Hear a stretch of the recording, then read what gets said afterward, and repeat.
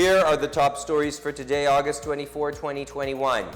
The shift of Metro Manila, Laguna, and Bataan to the less strict modified ECQ will not affect aid distribution for low-income beneficiaries as the deadline for local government units to complete its payout nears. The palace has an appeal for nurses. Reconsider plans to resign as it assures the government is doubling down on efforts to release due benefits for them amid the pandemic. President Rodrigo Duterte feats Filipino athletes who brought honor by conquering the recently concluded Tokyo Olympics, as he hopes that local sports champions will see a brighter future and secure more victories. And from law enforcers to farmers too, police officers helped a community in Quezon City sustain their needs amid the pandemic through urban farming.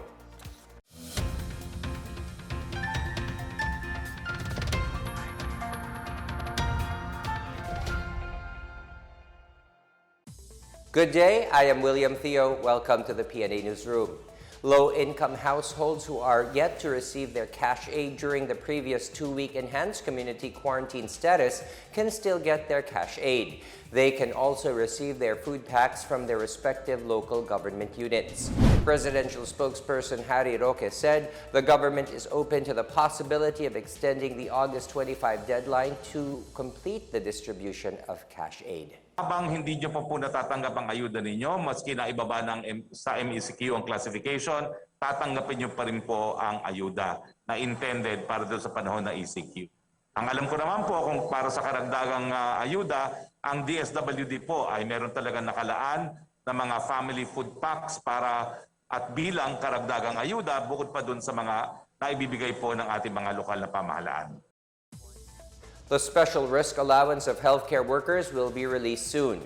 The Department of Health and the Department of Budget and Management have already identified the funding source. They have already prepared the needed documents. Order naman po ang Presidente na within 10 days from last Friday, kinakailangan mabigay na ito mga special risk allowance. At kapag nag-resign po sila, dadami yung hanay na walang trabaho sa panahon ng pandemya, mas lalala po ang problema natin kung mas maraming walang trabaho sa panahon ng pandemya at wala naman po tayong karagdagang ayuda na maibibigay. The Food and Drug Administration has approved the emergency use authorization for the single-shot Sputnik Light from Russia. National Task Force Against COVID-19 Chief Implementer Secretary Carlito Galvez Jr. said the approval of the Sputnik Light, a variation of the 2-dose Sputnik V jab, could speed up the country's vaccination drive towards achieving population protection by the end of the year. Data from the Ministry of Health of Buenos Aires, Argentina, showed that 78 to 83% efficacy among the elderly, while the Ministry of Health in Paraguay said it has 93.5% effective. To date, Sputnik V has been authorized in 69 countries with total populations of over 3.7 billion people. Galvez, meanwhile, said they are expecting an increased delivery of Pfizer, Sinovac, Moderna, and Gamaleya vaccines this September and October. The government has initially ordered 10 million doses of Sputnik V vaccines, with a total of 365,000 doses already delivered. Filipinos are in for a brighter and merrier Christmas this year. This as the country's vaccination drive will continue in full swing as more vaccine supplies arrive. Vaccine Czar Secretary Carlito Galvez Jr. says 120 million doses of COVID-19 jabs are set to be delivered until year-end. He adds this will be deployed in high-risk areas that experience a surge in infections.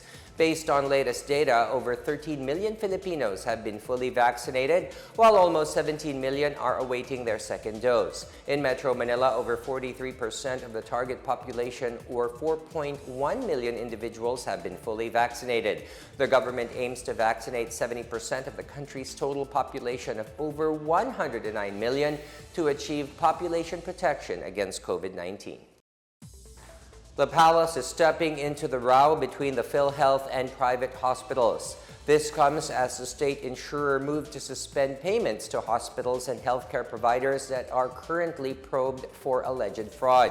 Presidential spokesperson Secretary Harry Roque says PhilHealth should pay these claims, as failure to do so would create bigger problems in the country's pandemic response. Roque also reminded PhilHealth of its mandate under the Universal Healthcare Act and said lack of funds is an unacceptable excuse for failure to pay these claims. Some private hospitals threaten to have their PhilHealth accreditation scrapped over the state insurer's measure. President Rodrigo Duterte earlier appointed former National Bureau of Investigation Chief Dante Gueran to rid PhilHealth of corruption.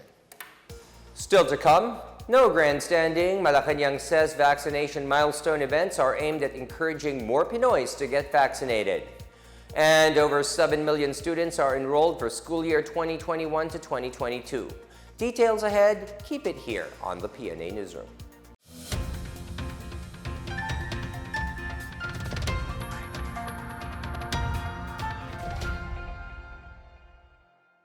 Ako po si Sergeant Munoz ng Philippine Air Force para sa kampanya na Disiplina Muna na pinangungunahan ng DILG.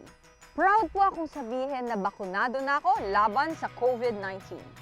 Kaya naman po panatag ang aking kalooban dahil alam ko na protektado ako at ang aking pamilya laban sa coronavirus. Bida ang may disiplina. Kaya naman magparehistro at magpabakuna na para sa ligtas na pamilya at ligtas na bayan. Commander Dito Ocampo po ng Philippine Coast Guard Auxiliary para sa kumpanyang Disiplina Muna na pinangungunahan ng DILG. Bakit natin kailangan magpabakuna laban sa COVID-19? Dahil mahal mo ang iyong sarili, pamilya at bayan. Ang bakuna ang tiyak na paraan para tuluyang mapigilan ang pagkalat ng virus. May mga patunay na mababa ang porsyento ng pagkalat ng COVID-19 sa mga nabakunahan na. At matapos mabakunahan, malaki na ang tsansa na makabalik ka sa normal mong pamumuhay. Kaya tulad ko magparehistro na at magpabakuna na kontra COVID-19. Muli po, ako si Commander Dito Ocampo, Disiplina Muna Ambassador. Nagpapaalala, huwag matakot magpabakuna dahil bida ang may disiplina. Magparehistro tayo at magpabakuna para sa ligtas na pamilya, ligtas na bayan.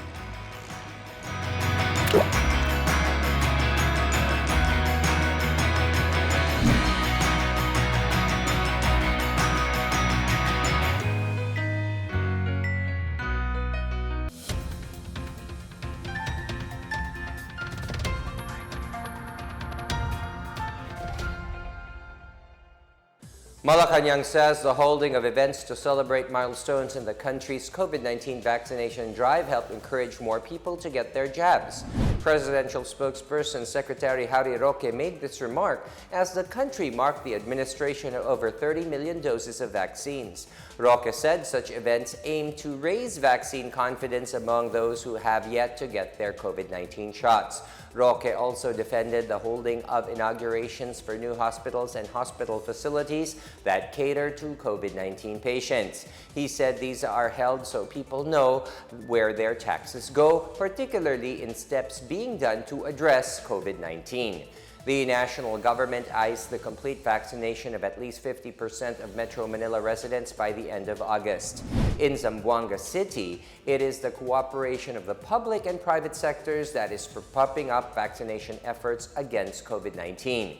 The City Health Office activated the Zamboanga Chonghua High School as a vaccination site for employees of the Lusiotan Group of Companies and other registered residents on Monday. So far, there are already 39 vaccination sites in the city, including shopping malls, schools, and village health centers. About 91,000 residents, or 12.9% of the target eligible population, are already fully vaccinated. A measure exempting critical medical supplies, including medical oxygen, from taxes during public health emergencies hurdled committee level at the House of Representatives. The House Ways and Means Committee approved the substitute bill exempting the manufacture, importation, sale, and donation of critical medical supplies and essential goods during public health emergencies. The exemption will only be valid for the duration of the public health emergency.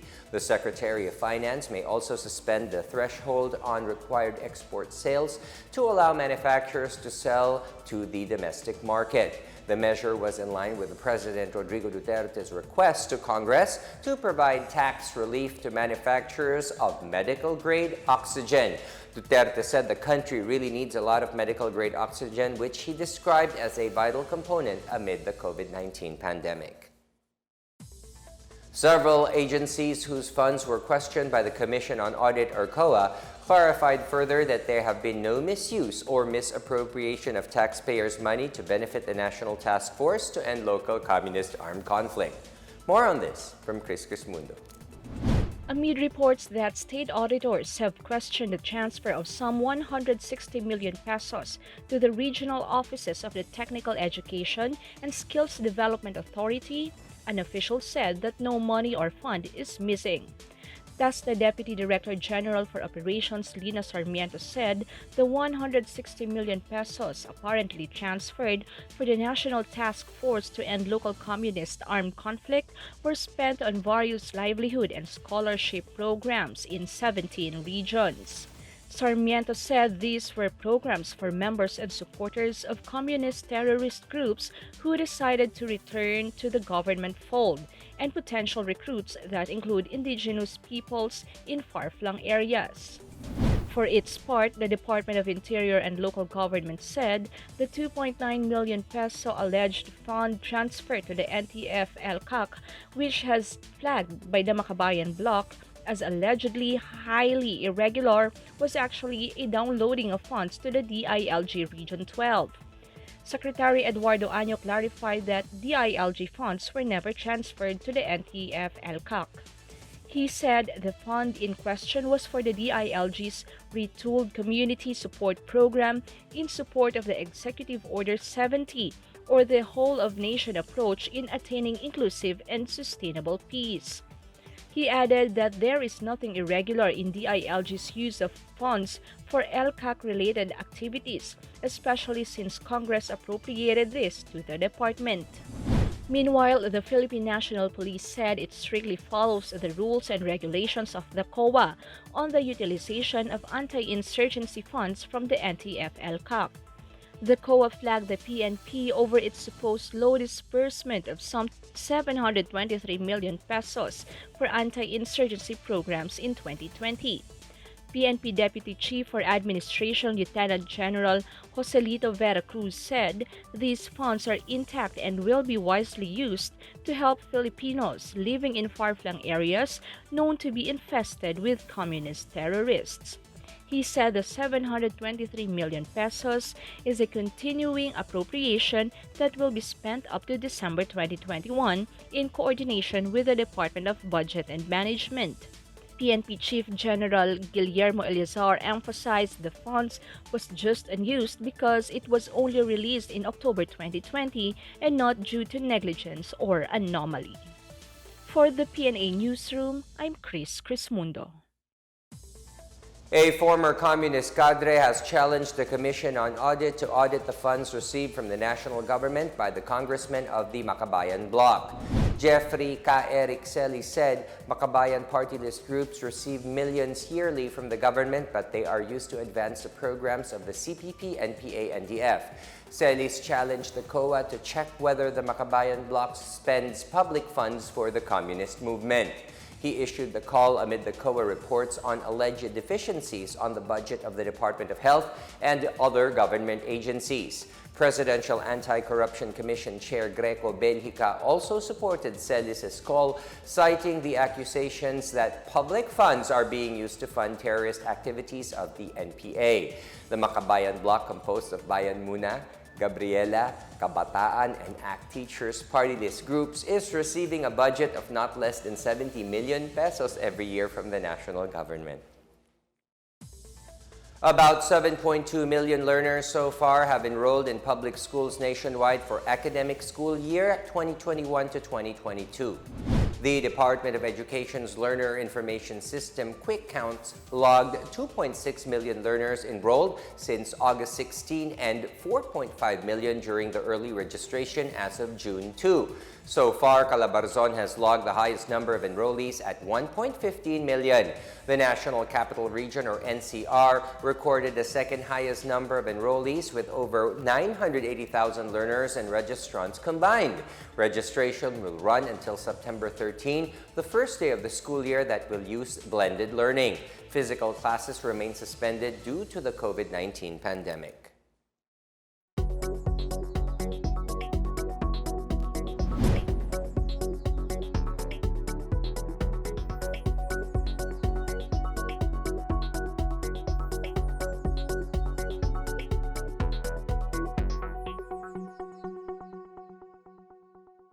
Up next, President Rodrigo Duterte hopes Filipino athletes will rise up stronger and secure more victories to bring honor to the country.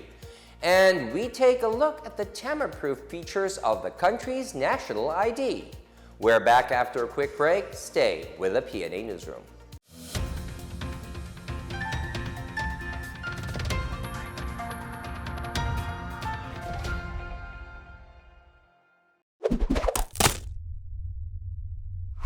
Yorme Isko po, bakuna po ang ating kasangga sa patuloy na pandemya. Kaya upang maproteksyonan ang ating sarili at mga mahal sa buhay, wag po nating palampasin ang pagkakataong magpabakuna sa lalong madaling panahon. Tandaan na sa patuloy na laban kontra COVID-19, ang disiplinadong Pilipino ay rehistrado para maging bakunado. Magparehistro't magpabakuna para sa ligtas na pamilya, ligtas na bayan. Manila, God first.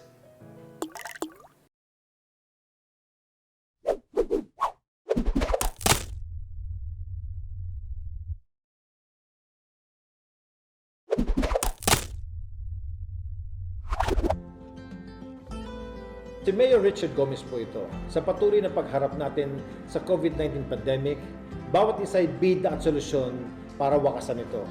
Huwag po tayo matakot magpabakuna dahil ito ay tiyak na proteksyon hindi lamang sa ating sarili, kundi pati sa ating pamilya, mahal natin sa buhay, komunidad. Kaya't magparehistro at magpabakuna para sa ligtas na pamilya, ligtas na bayan. Ang disiplinado na Pilipino, rehistrado at kailangan bakunado.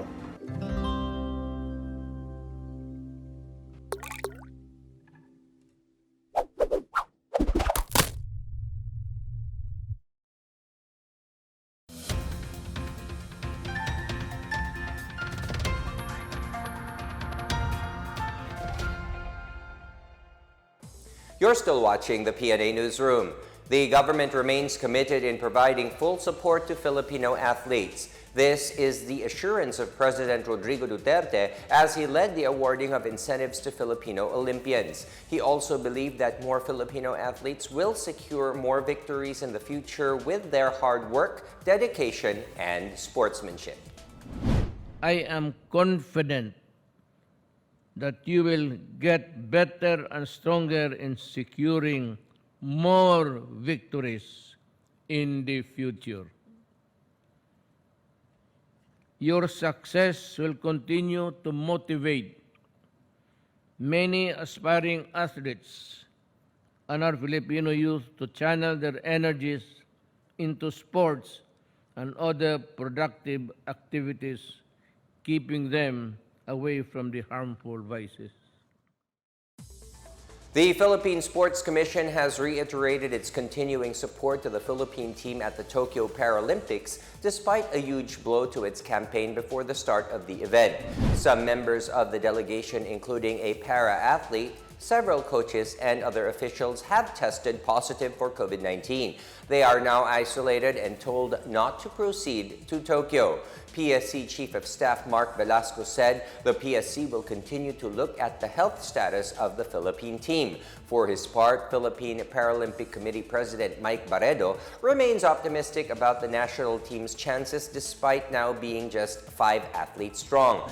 Meanwhile, PSC Chair Butch Ramirez is saddened that a para-athlete would not be able to compete in the Tokyo Paralympics after testing positive for COVID-19. Ramirez said the para-athlete has already been vaccinated against COVID-19 and underwent 2 RT-PCR tests as part of the protocols set by the Tokyo Olympic Organizing Committee. Despite this, Ramirez believes that the Philippine Paralympic team would be even more determined to capture the Tokyo Paralympic gold. Initially listed to the Philippine team were wheelchair racer Gerald Mangliwan, discus thrower Janet Aceveda, para-swimmers Ernie Gaulan and Gary Behino, para taekwondo Jin Alain Ganapin, and powerlifter Ashel Kiyon.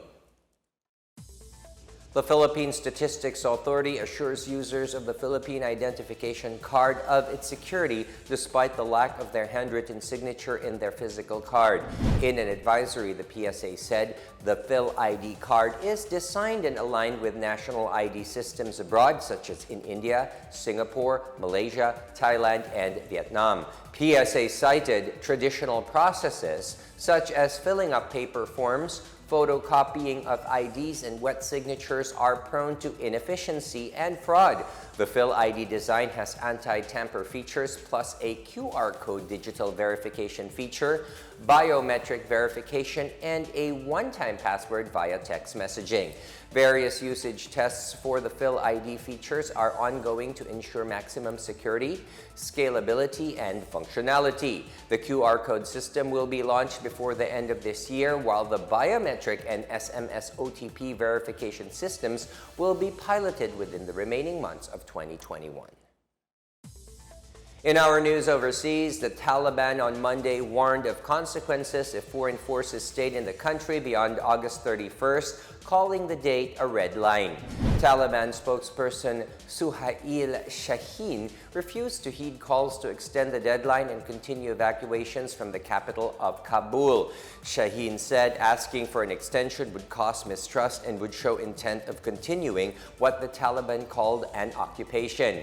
U.S. President Joe Biden announced that on August 31 they would withdraw all their military forces, but they are considering extending the deadline as they pledge that any American who wants to leave Afghanistan will be evacuated. Meanwhile, France has joined the U.S. and the UK in seeking additional time deadline to finish evacuations. French Foreign Minister Jean-Yves Le Drian said additional time is necessary to organize evacuations from Afghanistan. Le Drian added that the main concern is access to the Kabul airport, adding that there is a need to increase coordination with the United States and their partners there. David Martinon, the French ambassador to Kabul, tweeted that French forces coordinated with U.S. troops to provide security to 260 members of the local European Union delegation to bring them to the airport. Philippine National Police Chief General Guillermo Eleazar commended the National Capital Region Police Office for its outreach activity for farmers of Sitio Bangkal in Bagong Silangan, Quezon City. NCRPO personnel helped the farmers plant rice as part of its Palayanihan or rice planting barangayanihan. The NCR cops also provided food packs and health kits to around 500 families in the area. They also installed a water system to provide residents with clean water under its Sibol Well of Life project. A barangay ugnayan and livelihood seminar were also held wherein they shared how indispensable community participation is in the fight against criminality, illegal drugs, and terrorism. NCRPO Chief Major Vicente Danao said Team NCRPO conducted the 5-in-1 outreach activity last August 20. Eleazar thanked the NCRPO for these initiatives that truly help the community. A former overseas worker from Marawi City is now earning 6 figures after taking up an online job that she learned by training with the Department of Information and Communications Technology. Claire Gighe has the story. A resident of Marawi City is now earning a 6-digit income per month after completing a training conducted by the Department of Information and Communications Technology or DICT in the year 2018. Siti Norjehan Makapondag, an internally displaced person from Barangay Norhaya village in the most affected area, said DICT has transformed her life with numerous opportunities online. As a former nurse abroad in 2015, Makapondag returned home to Marawi for her family, but the income she gained abroad vanished when the siege broke out in 2017. However, Makapondag saw hope after she got interested in joining the Rural Impact Sourcing or RIS technical training of DICT. She also preferred freelancing in order to earn income while spending time with her family at home. Makapondag also became a resource speaker of DICT in its various technical trainings, wherein she is able to help other people. Masarap sa feeling yung nakakatulong ka din kasi marami na din ako mga naging estudyante na kumikita. Hanggang ngayon nagtatransform pa rin ang DICT ng digital job page na mga individual, lalo na sa mga rural area. Ang ganda sa feeling na naging isa ako sa instrumento ng digital job page na trainings. This year, the DICT held another Digital Jobs PH training to support the residents in Lanao del Sur province, including IDPs of Marawi City. DICT Lanao del Sur Provincial Director Engineer Jaron Arab said that a total of 25 scholars will undergo training on social media marketing and advertising. Mag-focus sila, huwag silang mawala ng pag-asa. Nandito lang kami, tutulong sa kanila. The scholars will undergo face-to-face training for 12 days and practical exercises, including a 21-day campaign wherein they will create digital campaign strategies for the MSMEs. For PNA Newsroom, Claire Gigha of the Philippine Information Agency Ligan City Information Center.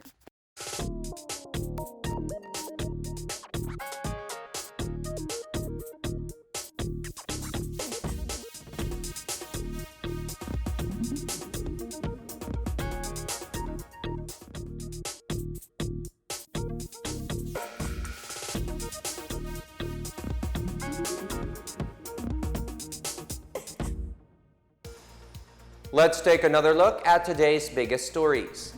The shift of Metro Manila, Laguna, and Bataan to the less strict modified ECQ will not affect aid distribution for low-income beneficiaries as the deadline for local government units to complete its payout nears. The palace has an appeal for nurses. Reconsider plans to resign as it assures the government is doubling down on efforts to release due benefits for them amid the pandemic. President Rodrigo Duterte feats Filipino athletes who brought honor by conquering the recently concluded Tokyo Olympics, as he hopes that local sports champions will see a brighter future and secure more victories. And from law enforcers to farmers too, police officers help a community in Quezon City sustain their needs amid the pandemic through urban farming. As Filipinos, we all have a vital role to play in preventing the spread of COVID-19. So remember, wear your face masks and face shields, wash your hands often, practice safe physical distancing, go out only for essential reasons, and get vaccinated as soon as possible to protect ourselves, our families, and the community. Together, we can beat COVID-19.